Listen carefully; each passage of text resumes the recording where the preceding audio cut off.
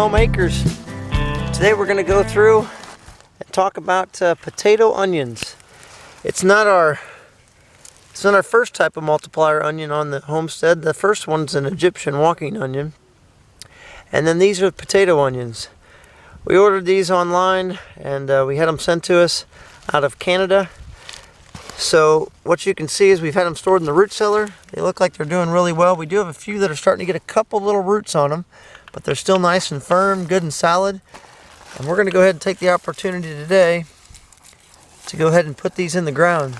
The nice part about these particular onions are they actually have the yellow ones, which are in front. And then I'll see what these are, the red ones. So yeah, these are the nice red type. Never opened these. Got a little bit of rot on a couple of these, but not bad.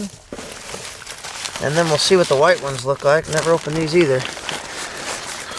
So yeah, I think it's warm enough out. We're gonna go ahead and take the chance. Wow, these are even starting to grow a little bit. So this is gonna be a wonderful blessing. And so we'll take you through this. We'll also show you some of the Egyptian walking onions that we've got planted. And really the reason why we're planting these onions is we want to have a long-term sustainable onion here on the homestead and not have to continue to buy bulbs or look at seeds and other stuff like that. I think an onion has a cycle of 2 years for where it's at, but we're trying to eliminate some of that by hopefully having these multiplier onions. And at the end of the year, we're expecting these will produce multiple onions underneath that'll be larger. They might get up to 2 inches in diameter. And hopefully these will be a little bit more, I guess, uniform than a traditional onion. But I'll be honest, we don't really care. We just want them for the taste.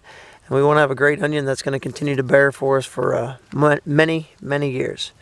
So come with us today. We're going to be planting specifically in a hardwood mulch that's been down for over a year. And because the mulch, after you get down about 1 inch, it starts getting moist, is where we'll start putting the plants. So we've got 3 different areas we're going to plant. If you look up here on the hillside, you can actually see this is an area that we've got all garlic started in. Half of this was planted in the wintertime and half of it was planted just about 3 weeks ago.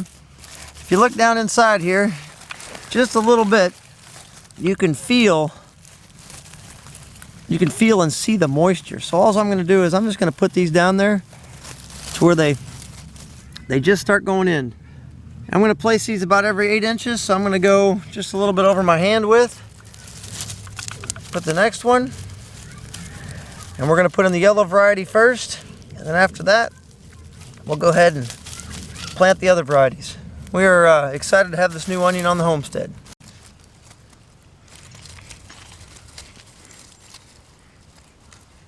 One of the things about these onions that's really nice is they have a really strong, not super strong, but just a real nice onion taste to them.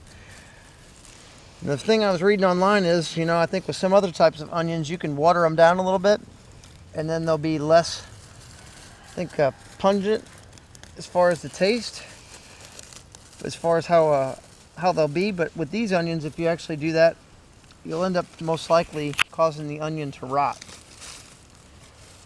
So that's why I'm putting these down in the hardwood mulch, letting them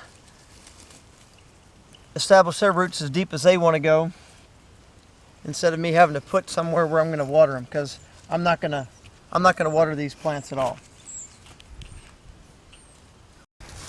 Okay, so now we're putting in the red ones, and again, we're just saying I'm just going just a little bit over the width of my hand. This one here I can plant in a little bit of a grid pattern. Once I get my fingers down to about there is where we start having some good moisture. So I'm just going ahead and putting these in. For the most part, kind of like you'd plant like a daffodil bulb or something like that.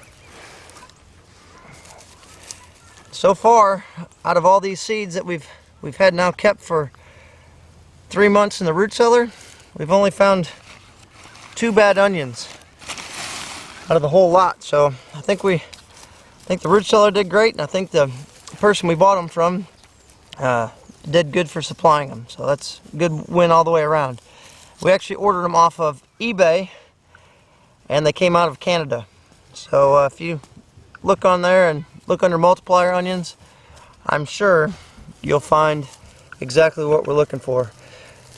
The other piece that's so nice about these is with our Egyptian walking onions last year, we were able to bless 3 other families with extra seeds that come out of the top of them. And that's the other nice part about these. You know, these are kind of called a pass-along type onion or a multiplier onion. It used to be a big onion that used to be grown a lot throughout the country when it first started coming here, but most people don't use it anymore because it doesn't give you a perfect shape, and it doesn't, you know, sit real well on the store shelf as far as because they're smaller than the onions that we get nowadays. But I think we're going to be happy with them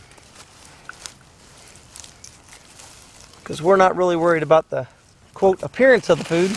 We're worried about the taste and the longevity here on our homestead. Now we're on the white ones, which is our last one.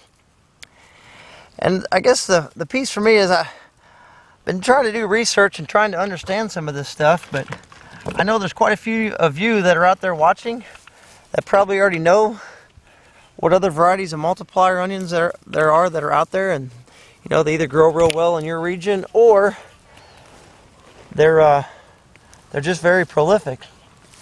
So if you know of any other ones besides the Egyptian walking onion or these potato onions that you're having good luck with, if you'd share that information with us and others, that would be greatly appreciated.